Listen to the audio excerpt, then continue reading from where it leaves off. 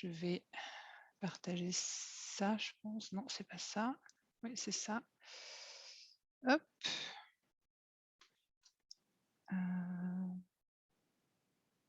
Je pense que...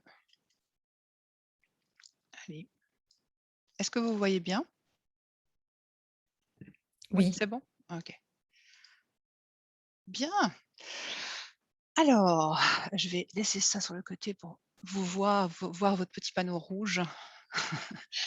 Alors, bonjour et merci pour, votre présence. Alors comme je l'ai déjà signalé tout à l'heure et pour les nouveaux arrivés dans la séance, j'ai un petit souci à l'œil, donc je vais porter ces lunettes. C'est pas pour vous snobber, mais je vous remercie pour votre compréhension. Hem, alors je suis, actuellement chargée d'enseignement à la Haute École pédagogique du canton de Vaud en Suisse, dans le centre de soutien à l'e-learning, qui est chargé entre autres, d'accompagner l'hybridation dans la haute école depuis 2016. Hem, alors la question de l'hybridation est au cœur de nos activités, hein, et puis la période que nous vivons depuis mars 2020 est l'occasion de finalement remobiliser cette question de l'hybridation dans l'enseignement supérieur. Nous avons proposé cette communication avec 2 autres collègues de la HEP qui sont également présents, dans la séance. Donc Nicolas Perrin qui est responsable du centre de soutien à l'e-learning et Amaury Dalle qui est responsable de la filière des formations postgrad. Et ils ont tous les 2 finalement des positions institutionnelles intéressantes, hein, pour porter un regard un peu systémique sur cette question. Alors, peut-être d'abord le questionnement, hein, qui est à l'origine de cette, communication, c'est finalement, et invitation au débat, je vous le rappelle. En Europe et en Suisse, finalement, l'enseignement supérieur a été presque complètement mis à distance depuis mars 2020 et en tout cas pendant 3 semestres de cours, hein. Au début de la pandémie, je me souviens que certains pensaient que ça allait donner de l'impulsion à l'intégration du numérique dans l'enseignement. Je voyais passer un certain nombre de messages à ce niveau-là dans les réseaux sociaux, alors que d'autres, avaient la crainte, hein, que ça entretienne ou que ça renforce certaines résistances en matière en ce qui concerne la formation à distance. Puis après 3 semestres de cours qui ont été assurés quasiment entièrement à distance, on a là, vraiment la matière, à analyse. Alors on peut penser que, cette situation finalement a été quand même assez riche d'expériences pour tous les acteurs de l'éducation. Les compétences, les représentations, les attentes ont probablement évolué avec les pratiques, tant pour les enseignants d'ailleurs que pour les étudiants. Donc en matière d'utilisation du numérique dans l'enseignement supérieur. Alors qu'on aurait pu penser finalement que tout le monde souhaiterait finalement revenir en arrière, hein, comme avant la pandémie, bah, aussi bien, les enseignants, formateurs que les étudiants, disent finalement vouloir conserver des pratiques qu'ils ont vécues comme particulièrement positives durant cette période. Alors en étant témoin de ça, nous nous sommes demandé finalement mais dans quelle mesure, tout ce qui a été développé pendant cette période pourrait servir de levier pour développer l'hybridation de l'enseignement supérieur? Alors, pour pouvoir répondre à cette question, je pense utile de revenir brièvement sur ce que nous entendons par, dispositif de formation hybride. Je reprends ici, une définition que nous avions proposée avec Bernadette Charlier et Daniel Baria en 2006.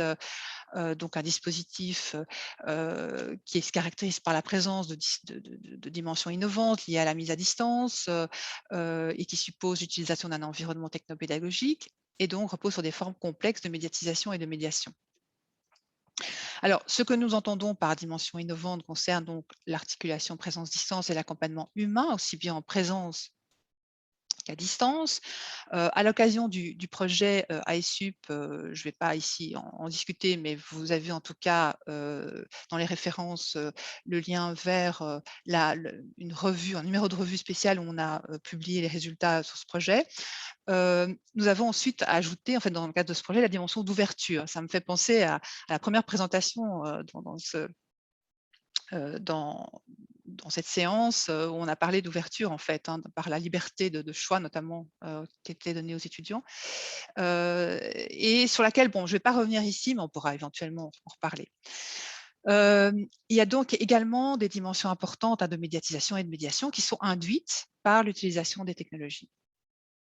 Alors à partir de cette définition et de ce que ça implique, on peut se dire que finalement, beh, on peut en tout cas identifier certains enjeux, de développement de l'hybridation dans l'enseignement supérieur et pourquoi finalement il serait intéressant de profiter de ce que nous avons vécu depuis mars 2020, heu, pour en faire un levier de développement.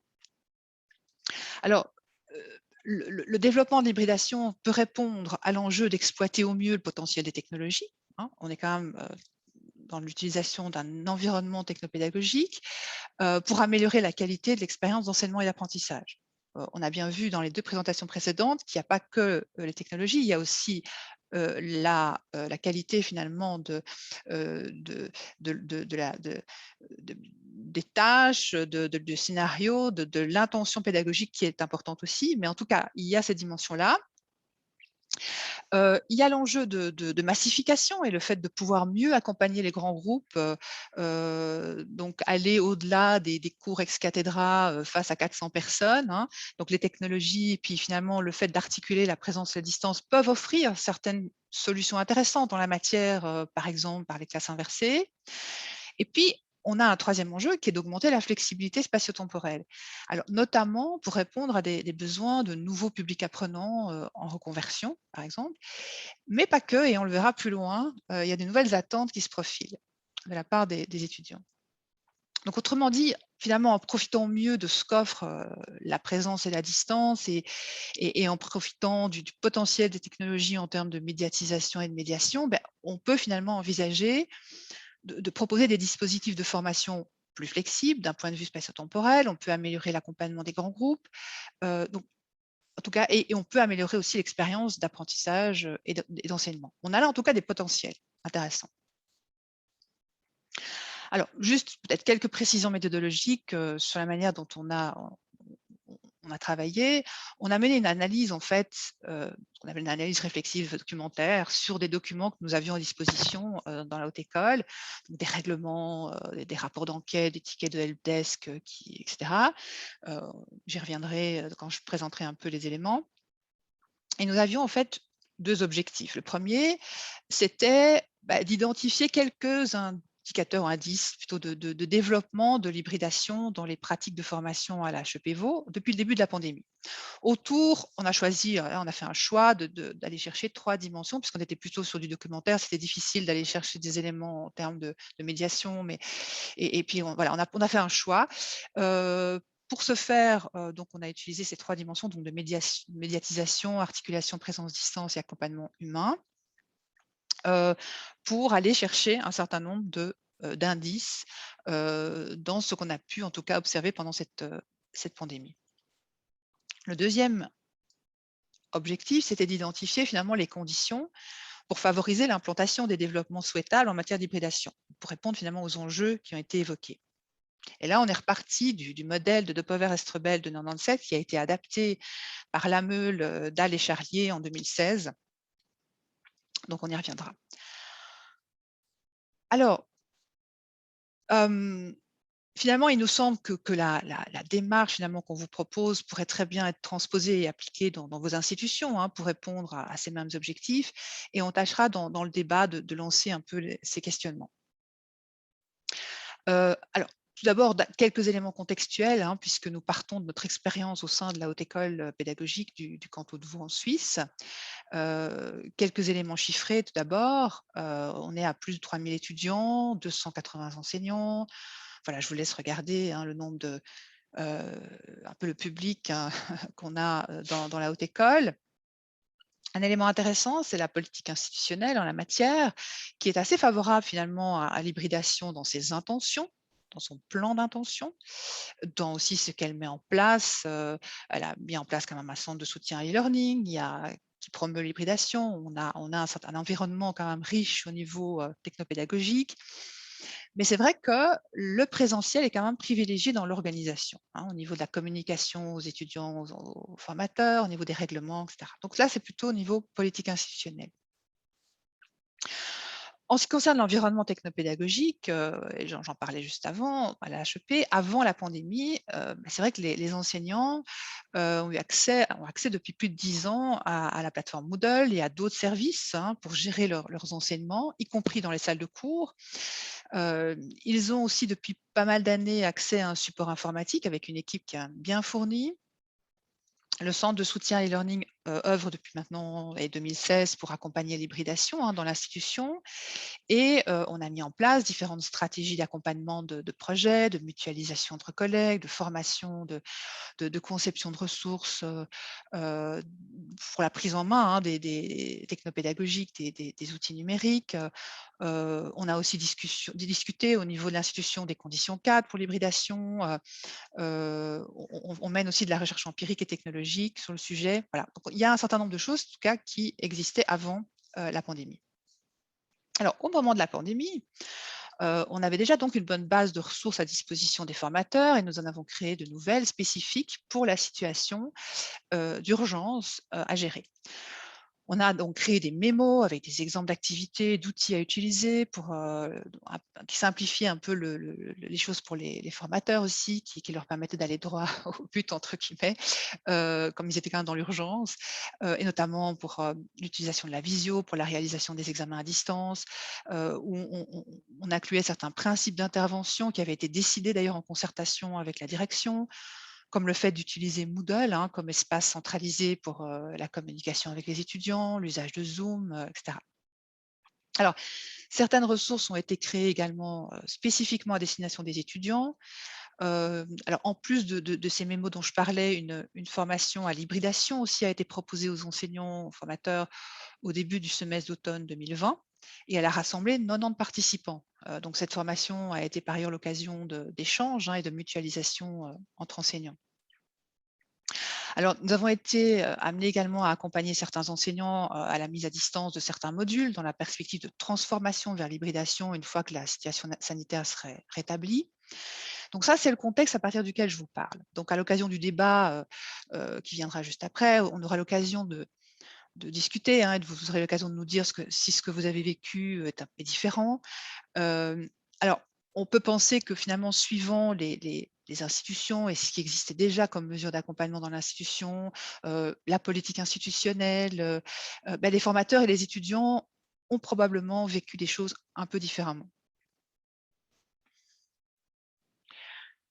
Alors, je vais tenter d'identifier donc, à travers quelques situations, spécifiques, des indices, hein, permettant de répondre à la question posée initialement. Donc je vous rappelle que nous cherchons, à identifier des indices de développement au niveau des pratiques, des représentations, des attentes, des compétences, qui laissent penser qu'une évolution vers l'hybridation a pu avoir lieu et puis dans quelle mesure on pourrait s'appuyer sur cette expérience pour aller plus loin et et tenter de répondre aux enjeux que j'ai évoqués, hein, relatifs à l'amélioration de la qualité de l'expérience, de l'accompagnement des grands groupes, de la flexibilité des dispositifs.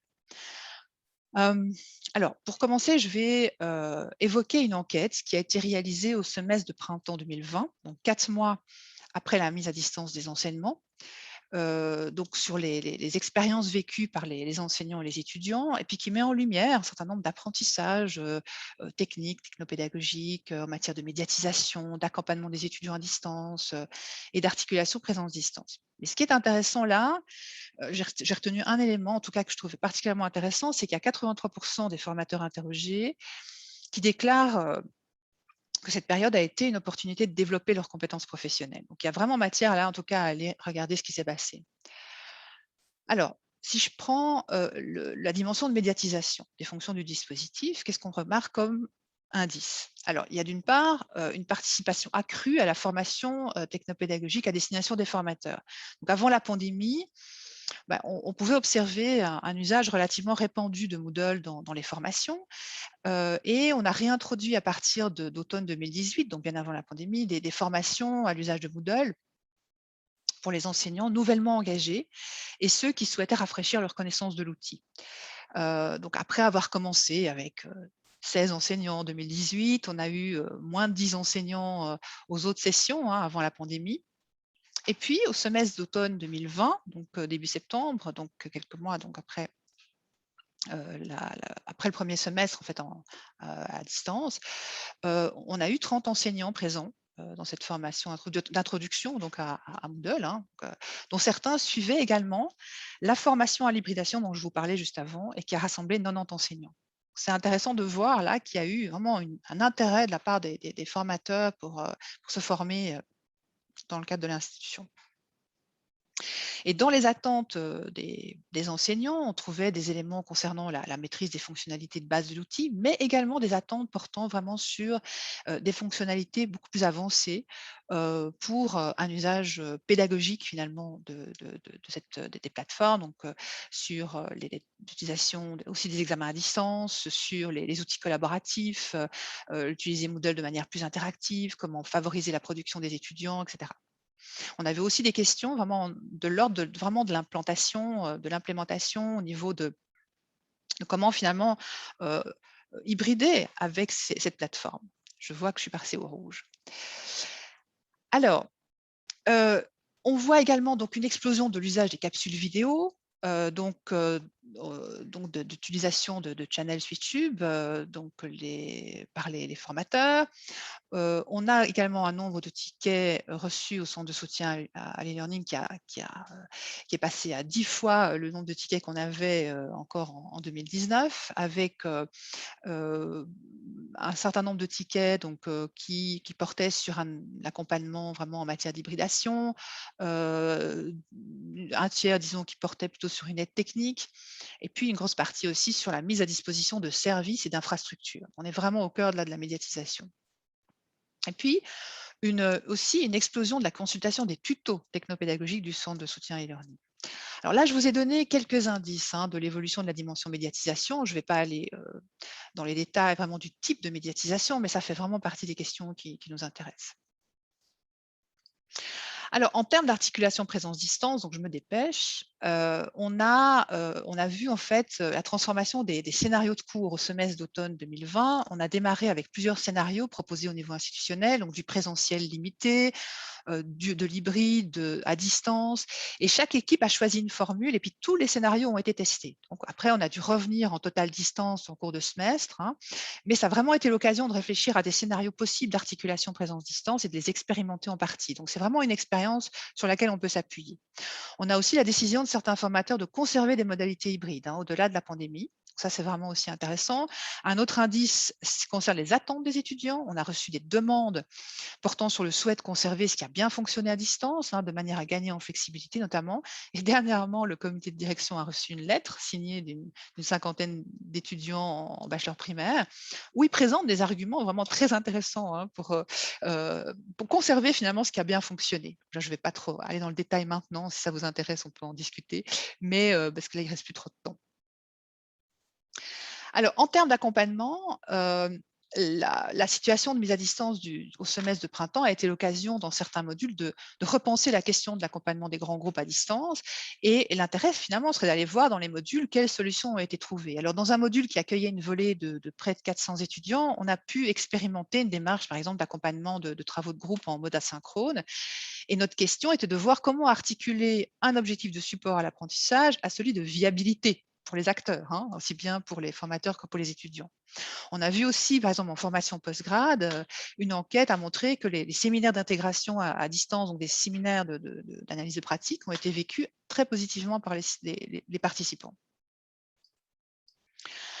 Alors, on a vu quelques indices là, hein, d'une évolution potentielle des pratiques et donc des compétences, des attentes des enseignants et des étudiants. Probablement que dans vos institutions respectives, vous pourrez trouver ce type d'indice, hein. La question est qu'est-ce qui va rester de ces apprentissages, de ces pratiques, hein.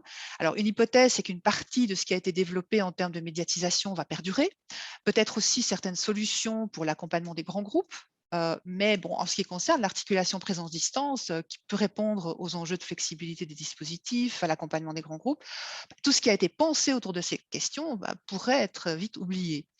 D'où la question qu'on peut se poser finalement, c'est quelles conditions pour tirer parti de ces expériences pour favoriser l'implantation de développement souhaitable en matière d'hybridation. Et là, on a pensé intéressant de repartir du modèle de Depover et Strebel. Donc là, j'en ai encore pour 2 minutes, adapté par la meule d'Allais-Charlier pour penser les conditions d'implantation et de rutilisation des innovations. Alors, ce modèle visait à comprendre les variables en jeu dans l'intégration des innovations dans l'enseignement et puis leur accompagnement. Et durant la pandémie, les équipes de formation, les formateurs ont vécu une sorte finalement d'adoption forcée, hein, de l'innovation, hein, de mise à distance des cours. On a vu que certains apprentissages ont pu être réalisés au niveau du microsystème et aussi du mésosystème, et que certains dispositifs perdurent aujourd'hui dans certains modules parce que bon, des équipes considèrent que ça apporte une plus-value à la formation. On peut considérer qu'ils sont passés finalement d'une phase à une phase d'implantation. Pour certains, cette décision vient du fait qu'ils ont pu être accompagnés dans le développement, qu'ils ont pu mener une réflexion sur le dispositif mis en place à l'occasion de la formation à l'hybridation. Donc, si ces 2 premières phases ont pu avoir lieu, c'est notamment parce que des règlements ont été modifiés temporairement. C'est parce qu'un environnement technopédagogique adapté a été mis en place. C'est pour ceux qui ont décidé d'implanter, c'est parce que des filières aussi, comme celle de la formation postgrad, a décidé la pérennisation de certaines modalités de formation à distance et hybride. Mais pour aller vers une implantation plus large et vers une routinisation, il y a un obstacle quand même majeur qui reste le maintien des anciens règlements et aussi un discours, disons, institutionnel autour du présentiel qui est quand même privilégié aujourd'hui, alors que au niveau du plan d'intention, c'est assez favorable à l'hybridation. Donc voilà, si les conditions en effet pour un changement temporaire ont pu être réunies, celles pour un changement à plus long terme ne semblent pas encore au rendez-vous et il nous semble que là, il y aurait en tout cas matière à essayer de co-construire peut-être de nouvelles formes de dispositifs au sein du dispositif, de revoir les règlements, de continuer à assurer ce support, hein, voilà. Alors, voilà quelques pistes, mais j'imagine bien que vous avez vous-même également dans vos institutions et dans vos contextes, des idées sur la question, donc je vais m'arrêter là et je vais lancer le débat tout de suite. J'ai 2 minutes de retard, je suis désolée sur le planning. Quelques questions pour lancer le débat. Heu, donc est-ce que vous vivez des expériences différentes finalement dans votre institution? Est-ce que vous pouvez identifier d'autres indices de développement de l'hybridation, ou d'autres conditions finalement de développement à plus long terme?